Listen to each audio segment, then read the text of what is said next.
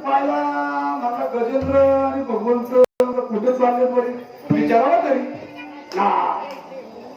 त्यावेळेला बघ गजेंद्र बाहेर आला आणि देवाला म्हणलं देवा मला कुठं चालले मला गजेंद्रला घेऊन वैकुंठ म्हणून मलाही दिलं बाबा मला तुला तुझ्यासारख्या पाप्याला म्हणलं देवा तू मला पापी म्हणतो तू अरे मला बाकी पण म्हणलं असं चाललं असता पण जेव्हा तू मला पापी म्हणतो हा मला तू अजिबात बोलू नको तू एक नंबरचा पापी आहे मग मला देवा हात करत नाही मला नाही येत ना नको देव म्हटला उद्या सकाळी म्हणला मंदिरात जातो तो काकडवर आहे का नाही याला म्हणला वडीच पाहिला मंदिराच्या बाहेर आमचे म्हणला तुझा ते काकडा मारायचा काय नसेल म्हणला म्हणला काकडा मला रोज सकाळचा ओरडून सांगतो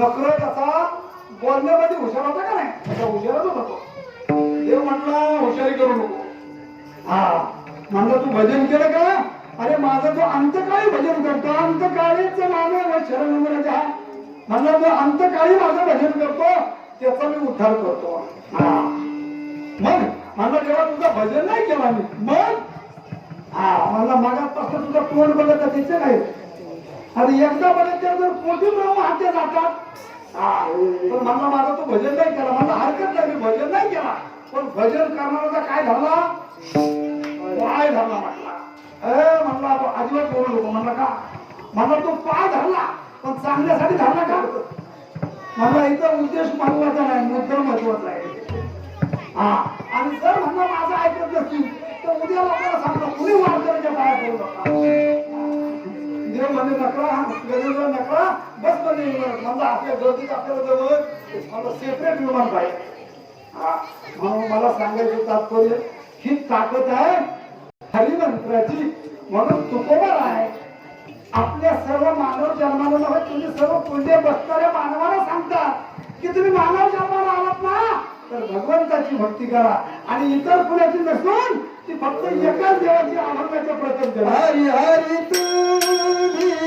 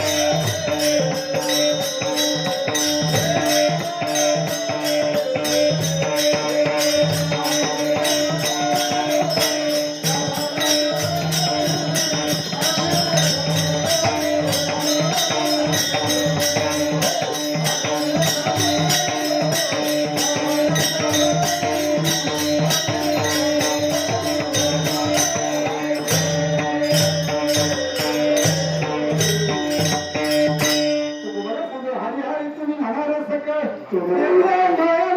तुझ्या तुले आणि तुम्ही काय करून घड्याळाच्या घरी येते आहे थोडं नाही घालून. कारण का बाकीच्यांचं जर तुम्ही नादाला लागलात तर तिथे तुमची फसवणूक होईल. आज कलियुगामध्ये चिकार संप्रदायाने गेले बरेच महाराज जेलमध्ये गेले. किती आज परत 16 महाराज जेलमध्ये गेले. किती राधा से प्यार किया श्याम बन गया, सीता से प्यार किया राम बन गया, चोरी चुप के प्यार किया हराम बन गया, जबरदस्ती प्यार किया राम रहीम बन गया. अरे कोई मिला ही नहीं इसीलिए तो रामा रामदेव बन गए.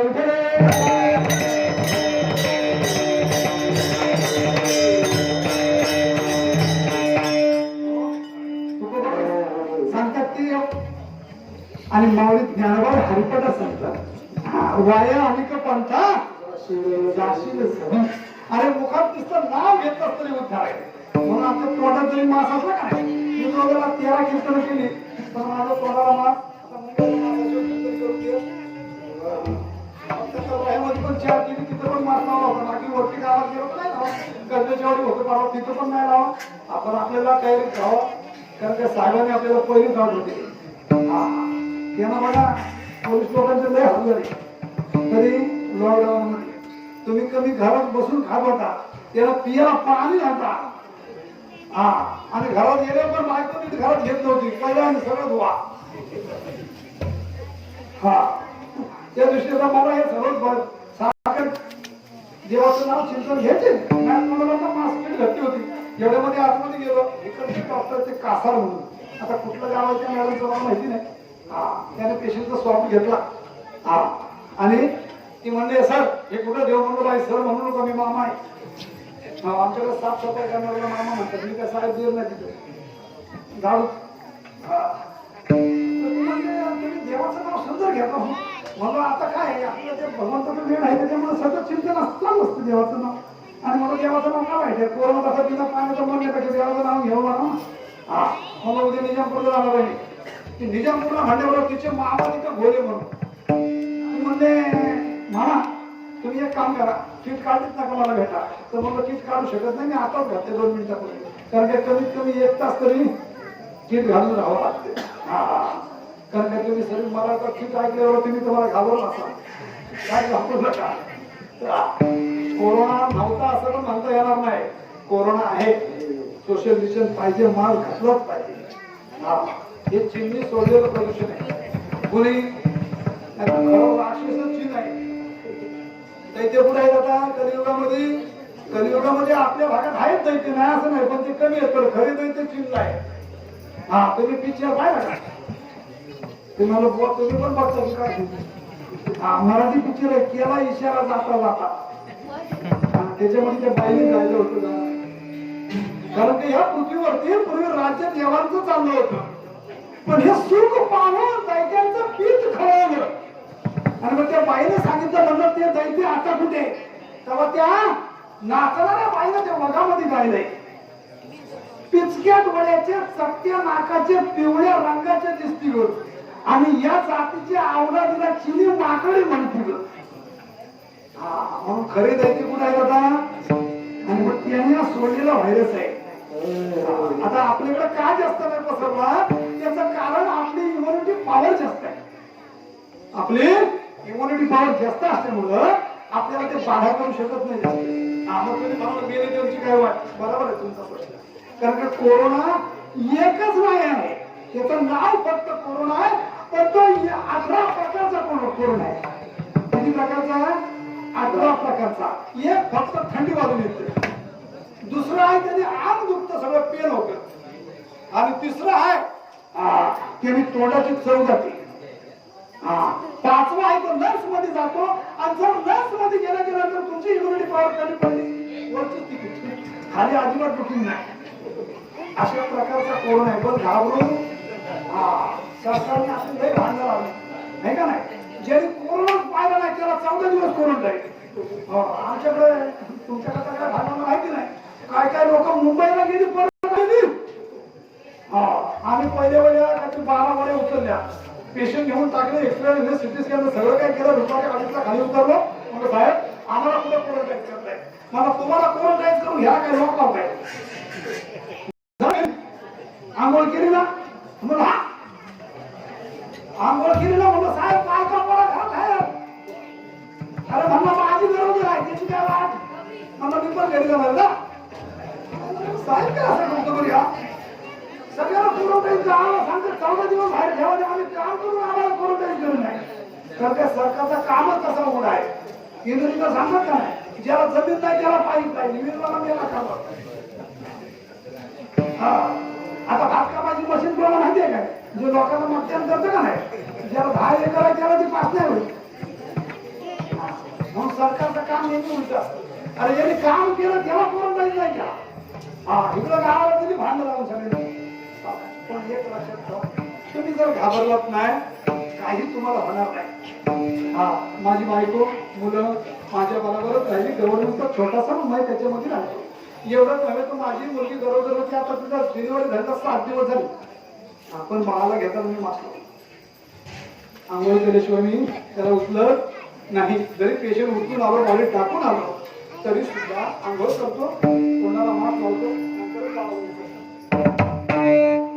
हा लावायचा सॅनिटायझर लावायचा कारण हा व्हायरस आहे हा कुठून येईल काही शास्त्रज्ञ म्हणले तो हवेत येत नाही हवेत येतो आज ज्याचा तुम्ही जर साधा ताप आला का नाही त्याचा चेक केला तर त्याचा रिपोर्ट पॉझिटिव्ह येईल आणि त्यांनी काय करतं आपल्या हृदयामध्ये जर आपला चेस्ट एक्सरे जर काढला तर त्याच्यामध्ये डॉट डॉट येतात असे सतत सतत एवढा गरम व्हायरस आहे तो नाकामध्ये गेल्याच्या नंतर जाम होतो तो जर 7 दिवसात तिथे मेला तर ठीक आहे आणि जर नाही मेला तर तो लस मध्ये जातो आणि लस मध्ये गेलेला माणूस बाहेर येत मला जेव्हा झाला का नाही बायको लोक आपण रडत होती ती म्हणजे कोरोना मध्ये गेला तो काय कसा परत आला बुवा काय येत आहे हा तर तिला एक खात्री होती बुवा तर सकाळच आपण संध्याकाळी घरी येतो म्हणजे लसीची हा म्हणतो तो रडायचं बंद कर तू रडू नको तुझ्या भांड्याला काय येऊन मला परत पाठवणार हा एवढी काय ती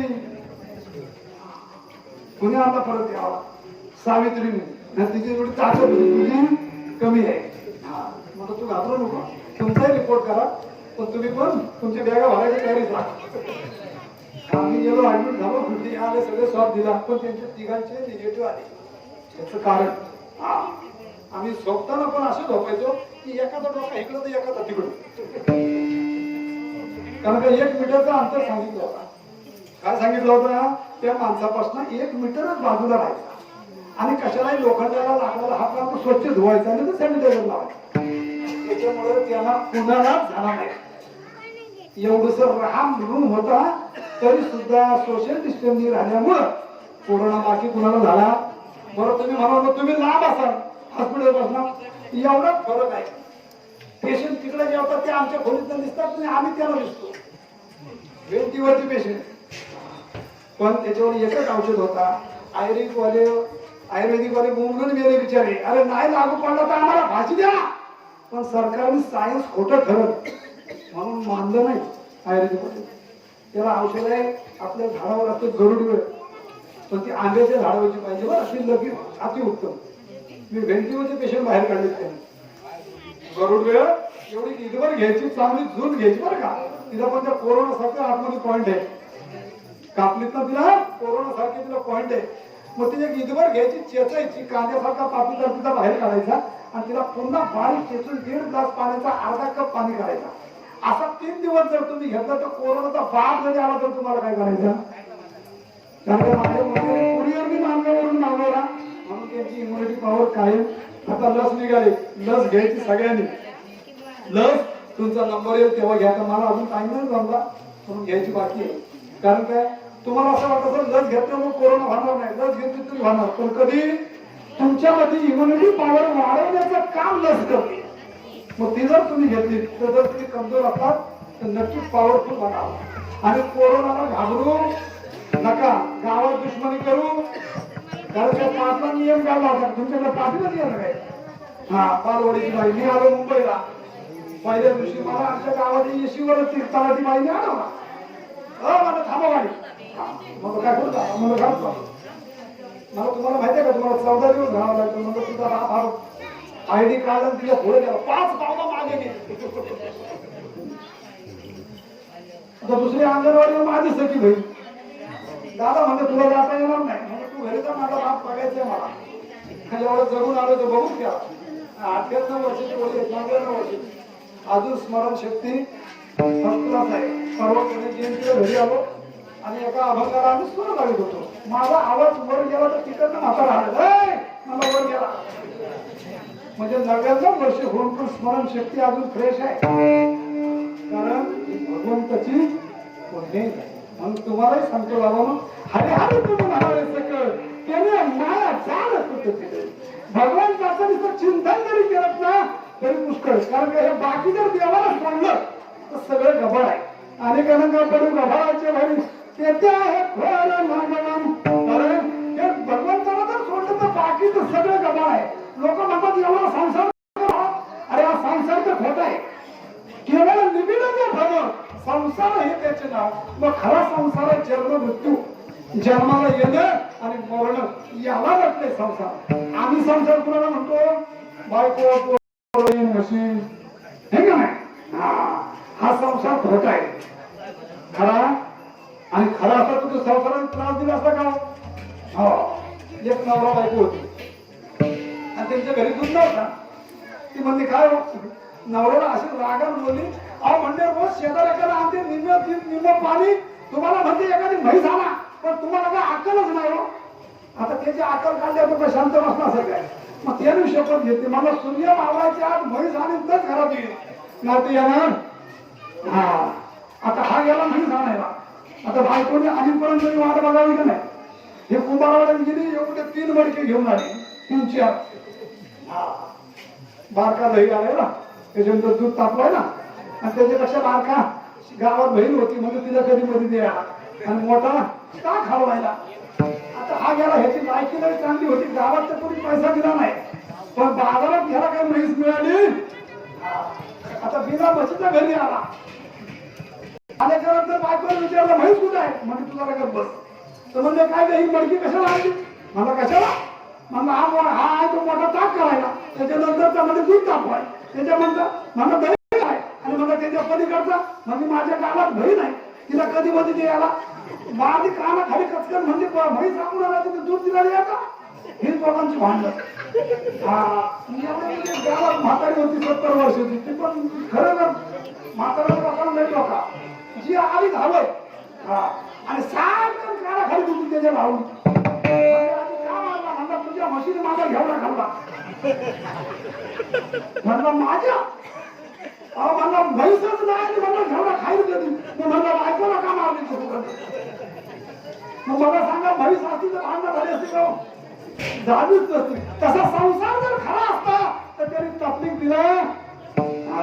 म्हणून केवळ विभिन्न भ्रमण, संसार हे त्याचे नाव. त्याला फक्त आपण संसार दिला म्हणून ह्याच्यामध्ये तुम्ही गुंतून राहून अनेकांना का पडू गव्हाच्या घरी तुम्ही काय करा? अभंगाच्या दुसऱ्याच्या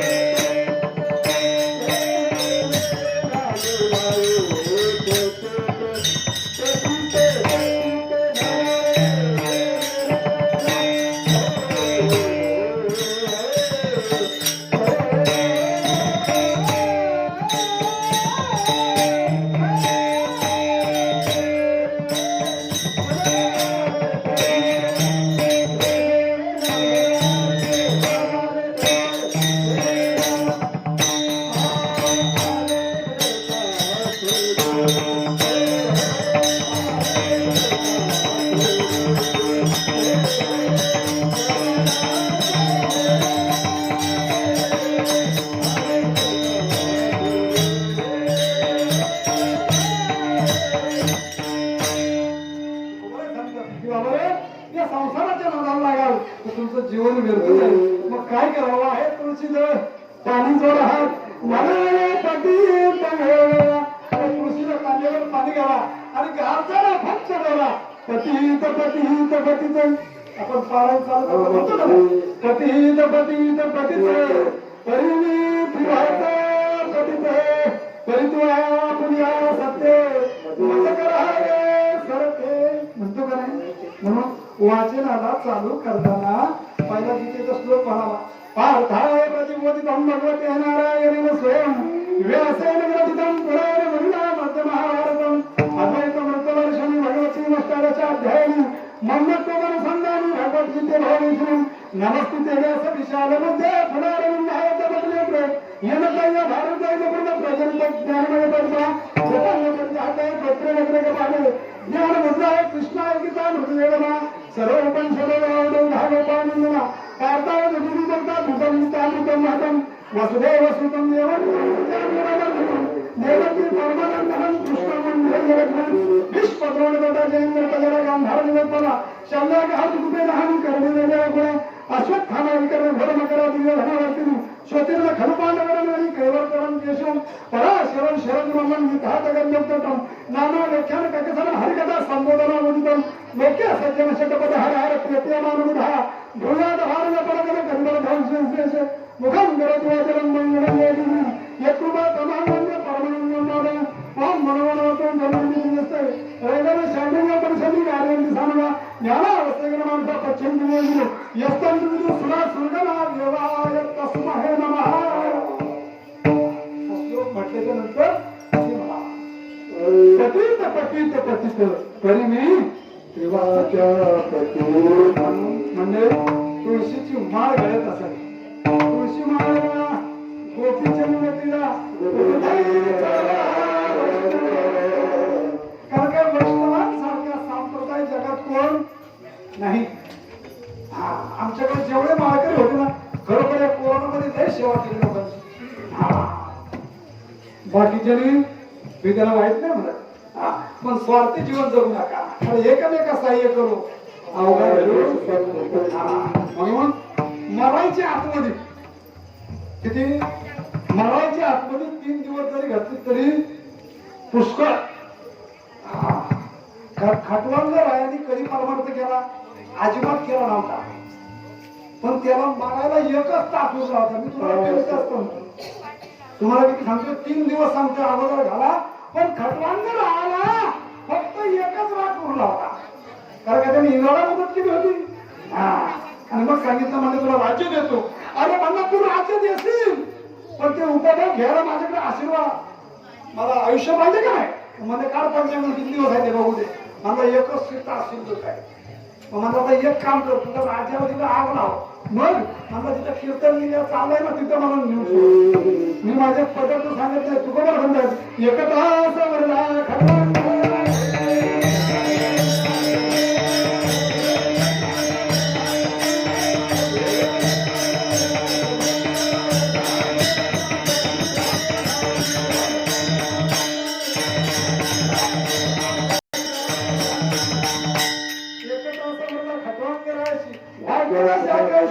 अरे बाबा एक तासामध्ये त्याचा जीवनाचा उद्धार झाला म्हणून हे कीर्तन आहे.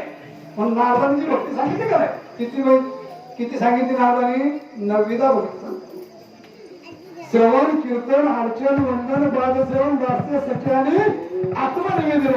मग कलियुगामध्ये फक्त एक गुणच भक्ती उत्तम आहे की तुम्ही करताय ती हिला म्हणतात श्रवण आणि 2 नंबर आहे कीर्तन.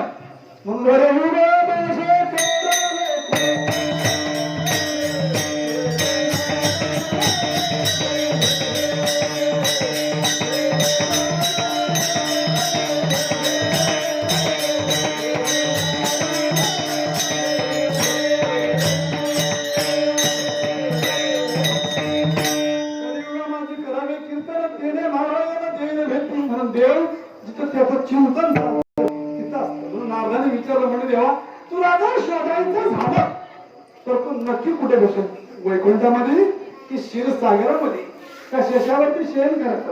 त्यांनी सांगितलं तिथं नाही भेटणार. लहान वासावी वैकुंठी मदभक्त यत्र गायंती तत्र तिष्ठे मी लागला. अरे ज्या ठिकाणी माझं भजन झालं ते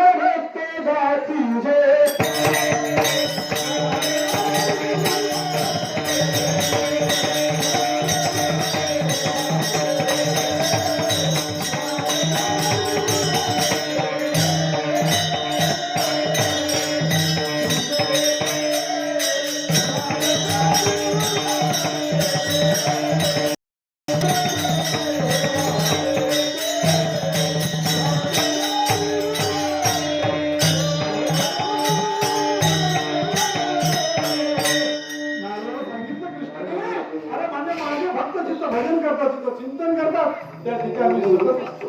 म्हणून भगवंताचं चिंतन असावं. हा शेवटच्या क्षणाला का होईना पण गळ्यात तुळशीची माळ असावी, उभा गंध असावा. हा माझ्या माता भगिनीला विनंती आहे, टिकली लावा हरकत नाही, पण कपाळाला कुंकू थोडा का होईना असावा. कारण ते कलियुगात टिकली निघाली हे का नाही, आणि त्याच्या लोकांनी गाणं लागला कुंकू आता टिकली वाल्या आणि बाथरूम मधल्या भिंती बघा. तुम्हाला माहिती नसेल सांगतो मी, माझ्या माता भगिनीची क्षमा मागतो त्याच्याबद्दल. काही लोक बाया बांगड्या घालतात, या बांगड्या जर असं बाईच्या हातामध्ये तर तिला कधी तिच्या गर्भाशयाला त्रास होणार नाही. ज्या मुलीने पायात पैंजण घातले ती आउटलाईनर जाणारच नाही, ती खात्री आपली. जिने जोडवी घातली पायामध्ये आता काय फॅशन निघाली. आता कोरोनामध्ये तर काय घालायचंच नाही. हो मी घाबरलो दुसऱ्या दिवशी. आमचे जे स्टाफ आले, हातात नाही गळ्यात नाही काय नाही, कपाळा नाही. काय ग शिल्पा काय झालं? ती म्हणते काय नाही, साहेबांना सांगितलं सगळं काम ठेव म्हणून. मी घाबरलो तुझ्या आता नाही घालायचं सांगितलं सगळं पण काय. पण बाकी माळ बाकी आम्ही म्हणून मी येलो उद्या सकाळी तरी चालू, पण बाकी ही काढणार नाही. झालं तरी चालत मला. पण लक्षात ठेवा स्त्रियांना माझी माता भगिनीला विनंती आहे, तिथे नावा जरूर घ्यायचं. कारण काय जग जर पुढे जातं तर तुम्ही मागे राहून काय करायचं, पण थोडा तरी त्याची निशाणी म्हणून कुंकू लावा. काय लावा? तुमच्या पतीचं आयुष्य वाढल्याशिवाय राहणार नाही. सीता माता रोज कुंकू लावायची. आता हे मारुती आहे का ते माऊलीची मातेच्या समोर बसायचे. मग म्हणजे माते ती काय करायची, भागात शेंदूर भरायची. काय पद्धत आता फक्त उत्तर भारतीयांचे भैयानी आहेत का नाही, ते अजून बघा शेंदूर भरतात त्या. सीतामाईला शेंदूर भरून मारुतीने तिला विचारलं, म्हणजे माते तू म्हणजे शेंदूर का भरते का? आता ती म्हणली हे माकड याला काय सांगून माहिती नाही का नाही, याला काय कळणार आहे आपलं. पण ते नाही हाती होत. ते म्हणलं खरं काय ते मला सांग. ते म्हणते माझ्या रामाचं आयुष्य वाढावा म्हणून माझ्या भांड्यातून शेंदूर भरते, कपाळाला लावते. मारुती म्हणला इथे एवढूशा टिकली आणि हे एवढूशा कधी की म्हणलं तर रामाचं आयुष्य वाढत असेल तर मी माझ्या आख्या अंगावर लावून घेतो. मारुतीला गेला देव घरामध्ये आकाश शेंदूर अंगाला लावला, लाल भडक झाला. आणि मारुतीला रामरायाच्या पुढे मुला आला. रामराय म्हणले भुजगाव ना कुठणार म्हणला कोण आहे रे तू? म्हणला विसरला का काय? अरे मारुती तू म्हणला हा. म्हणला हे काय केलं तू? मला देवा तुझं आयुष्य वाढावा म्हणून म्हणला मी माझ्या अंगाला शेंदूर मला सांगा. आजपर्यंत अजन्म राहिला, सगळे मेले. तुम्हाला मी पण जीत लावून सांगतो बरं का, ऍक्सिडेंट परत शॉक लागून मरत तो भाग मिळाला. ते वानर आहे का नाही, वानर आपल्या रानाला वानर आहे का नाही, मेलेला मला दाखवा फक्त. म्हातारा वानर पकडून आला आणि मला दाखवा, मी त्याला 1 लाख बक्षीस दिलं. आणि माता मी मरून पडलेला वादळ दाखवा, त्याचे हाड हवेत रूपांतर होतात. तसं प्रभू रामचंद्र आले पण त्यांचा कलेवर पडला नाही, त्याला दफन केलं. कृष्णाचं फक्त दाखवलंय फाल्गू नदीवरती. कुठं? फाल्गू नदी आहे गुजरातला, तिथं फक्त बाण लागला कृष्णाच्या पायाला, तेवढाच कलेवर पाहिला, पुन्हा तो दिसला नाही. ते रूपांतर झाले. म्हणून या राष्ट्रामध्ये या देशामध्ये आपल्या भगवान कृष्ण परमात्म्याच्या द्वारकेमध्ये त्याची ध्वजा दिवसाला 5 वेळ चढवली जाते. एक जगन्नाथपुरीला ध्वजा चढवली जाते आणि भगवान कृष्णाच्या द्वारकेमध्ये ज्या वेळेला पाकिस्तानने हल्ला केला होता पहिला, त्यावेळेला भगवान कृष्णाच्या मंदिरावरचा ध्वज जळला होता आणि आता कोरोना यायच्या अगोदर 3 दिवस जळला होता. काय झालं होतं? पाकिस्तानने हल्ला केला होता तेव्हा जळला होता आणि कोरोना आल्याबरोबर 3 दिवस अगोदर जळला होता. तेव्हा कळून चुकले लोक. अरे अरे अरे अरे अरे. आणि तो ध्वज चढवणं खायची गोष्ट नाही. दिवसाला 5 वेळ चढवला जातो. एकदा चढवायला कमीत कमी 3 लाख रुपये खर्च येतो. 2025 पर्यंत वेटिंग आहे आणि 3 वर्षापूर्वी गेलो होतो. मी नाही चढवलं बरं का. आमचं एक सोयरीमध्ये माझ्या बायकोच्या मामाच्या मुलांनी ते दळवी म्हणून ते बडग्याला आहे, ते मोठे श्रीमंत आहेत तिकडचे, आणि मग त्याने आम्हाला नेलं होतं. तिथं कबीर महाराज मठात कीर्तन पण केला, तो भाग मिळाला, पण त्याने त्या द्वारकेपर्यंत आम्हाला पोहोचवलं होतं. आणि तिथं ती ध्वजा आहे खालून. जगन्नाथपुरीचं कसं आहे, पण जगन्नाथपुरीचं असं आहे की पूर्वेकडून जर वारा आला तर ती ध्वजा पश्चिमेला जाते. कुठे जाते? पश्चिमेला जाते जगन्नाथपुरीची. आणि भगवान कृष्ण परमात्म्याची लीला अशी आहे की तो ध्वज कितीही वारा आला आणि कितीही काय झाला तर तो लपत नाही, तसंच राहतो. 40 फूट लांब कपडा, किती आता 2-4 मीटर नाही, 40 फूट लांबीची ध्वजा बनवली जाते आणि ती दिवसातनं 5 वेळा चढते. 1 वेळा चढवायला तिला 3 लाख रुपये खर्च. आपल्या बच्ची भात नाही. मला एका महाराजांची त्यांची पाळलेली याचा परत आपल्या महाराष्ट्राचा नंबर लागला, त्याने ते सातारा साहेबचे, ते म्हणजे महाराज माझा नंबर आलाय, तुम्हाला जर द्वारकेला यायचं असलं तर येऊ शकता. म्हणून महाराज मी आलो असतो, पण आता सुट्टी नाही. मला सांगायचं तात्पर्य, भगवान कृष्ण परमात्मा मध्ये काहीही पिकत नाही, काय नाही पिकत. दुर्वासुचीचा शाप आहे, गवताची काडी नाही, पण काय बघा ना तुम्ही, तुम्ही चार घालून तयार नाही, एवढ्या काय तयार आहे. आणि दूध, तिथं दूध दहीला काही प्रॉब्लेम आहे, एवढं जबरदस्त आहे तिथं. आम्ही स्वतः बघून आलो मंडळी, पण त्या कृष्ण परमात्म्याचा सगळ्यांना आशीर्वाद आहे. म्हणून माणसाने जन्माला आला तर ज्याने आपल्याला जन्मात घातलाय त्याचं नाव घ्यावं, ते नाव आहे पती. म्हणून भगवंताचा तुळशीला पाणी घालताना वाहे तुळशीने पाणी जोडा म्हणावे पती कल्याणा. आणि तुम्ही एवढं म्हणतात का नाही, मग तो कसा आहे अभंग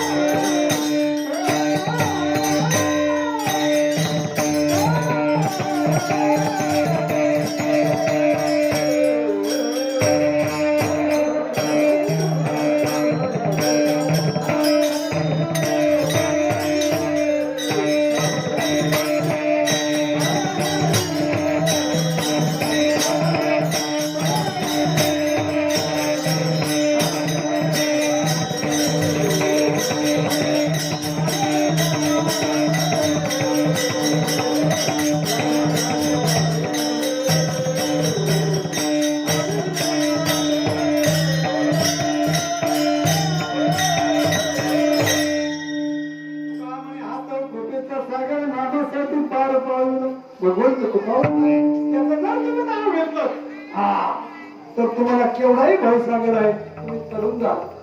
हा मला सांगा रामासारखा देव होता पण त्याला लंकेत जाण्यासाठी काय लागला सेतू बांधावा लागला का हा रामाने उपोषण केलं सागराच्या कडेला आणि मग सागर काही जागा नाही ना शेवटी धनुष्याला बाण लावला. सागराने धनुष्याला बाण लावला आणि मारला. एवढ्यामध्ये सागर बोलता झाला आणि सांगितलं अरे रामा तू मला कशाला बाण लावतो तुझ्यामध्ये 2 वानर आहेत म्हणजे त्यांच्या हातात दगड धरता तू सेतुबाणाने पलीकडे जा. त्याचं नाव आहे नळ आणि नीळ.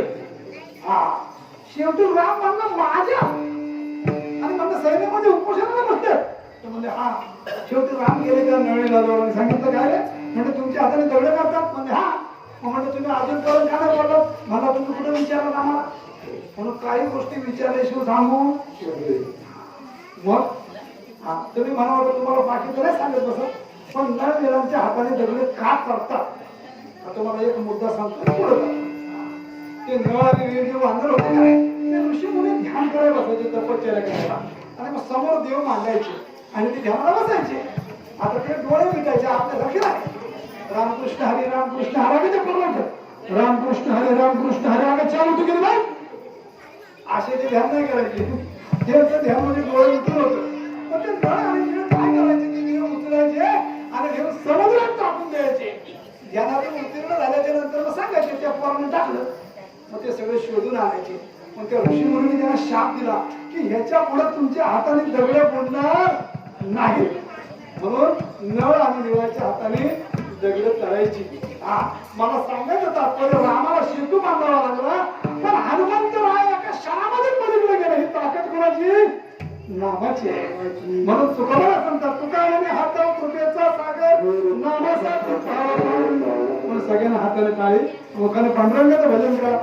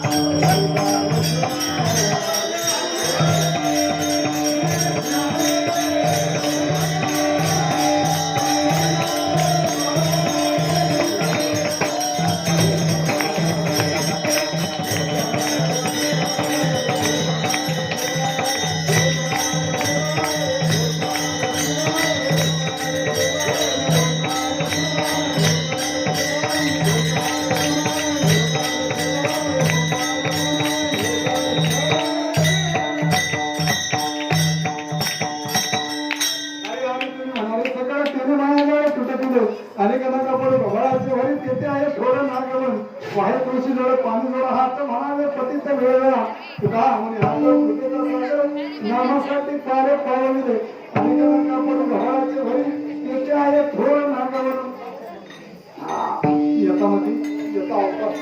धावत्या वेळात अभंगाचं भावाचं माझ्या बुद्धिमत्तेनं जसं जमला तसं सोडवण्याचा प्रयत्न केला आणि जे सुटलं हा ती कृपा माझ्या सद्गुरूंची स्वानंद सुग्रीवाची टकुनीची अरविंद दादांची कृपा आशीर्वादाने हा कारण संत कृपा झाली इमारत संतांची कृपा होत नाही तोपर्यंत जीवनाचं सोनं होत नाही त्यांच्या आशीर्वादाने जे बोलता म्हणणे ते सरते अधिकाचे पुरते करून घ्यावे तुमचे विनंती कारण मी काय एवढं ज्ञानी माझं पामरासी काय थोडं पण पाहिजे आणि तुम्ही जी सगळी मंडळी जमतात आज एका गोष्टीच्या निमित्त आता कशाच्या निमित्ताने या हे का काय सगळेच कीर्तनाला आले असू ना काही भारुडाचे असे नाही आले पण त्या टायमाने ऐसा लाभ बांधा जाती होय संसाराची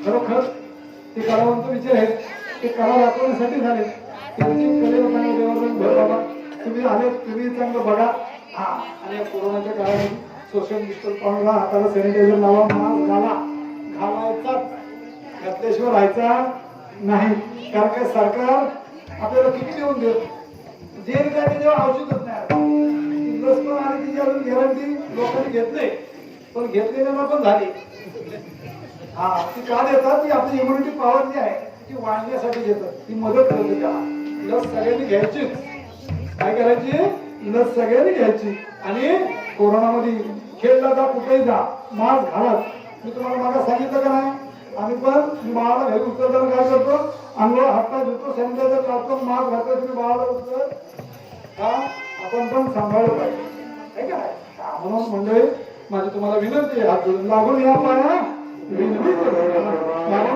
कुठेही जा पण तोंडाला मास्क लावा हाताला सॅनिटायझर लावा आणि सगळे सुखी राहा आणि त्या भगवंताला सांगतो तुम्हाला सगळ्यांना सुखी ठेव बाबा म्हणून सगळ्यांनी हाताने टाळे आणि मुखाने संतांचं भजन करा ज्ञानेश्वर